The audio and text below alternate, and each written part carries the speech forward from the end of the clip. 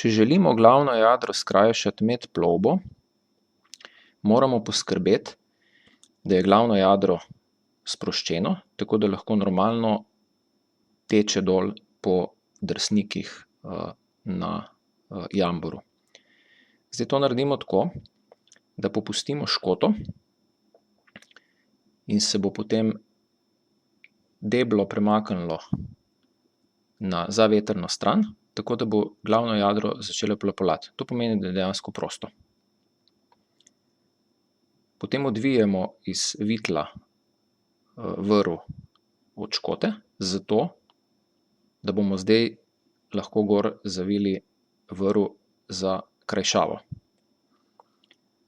To imamo zdaj pripravljeno. Zdaj, če bomo to vrv za krajšavo želeli zategovati, tako da se bo jadro začelo zlagati navzdol, bomo seveda morali vzdižnico popuščati. Tukaj imamo na drugem vitlu vrv za vzdižnico glavnega jadra, ki jo lepo počasi popuščamo, s tem, ko vlečemo dol krajšavo. Zdaj tukaj je lepo viden škripec, ki teče dol ob bumu, in skozi tale škripec je dejansko povezana krajšava oziroma vrv za krajšavo. To je tisto, ki jo zdaj navijamo.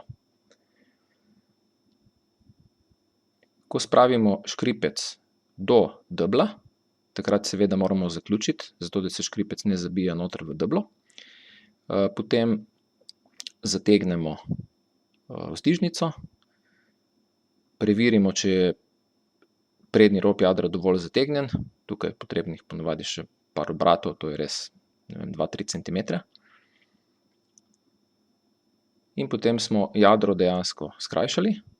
Kaj nas čaka zdaj? Zdaj nas čaka, da dejansko še deblo potegnemo proti sredini plovila za škoto, zato da nam glavno jadro več ne plapola, ampak da dejansko začne normalno delovati pri plovbi proti vetru.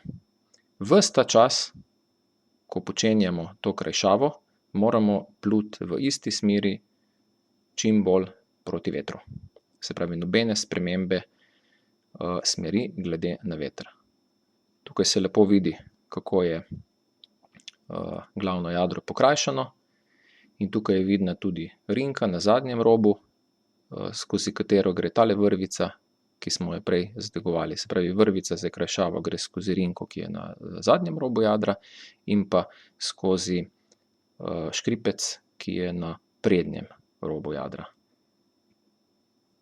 In zdaj normalno plujemo naprej proti vetru s skrajšanim glavnim jadrom.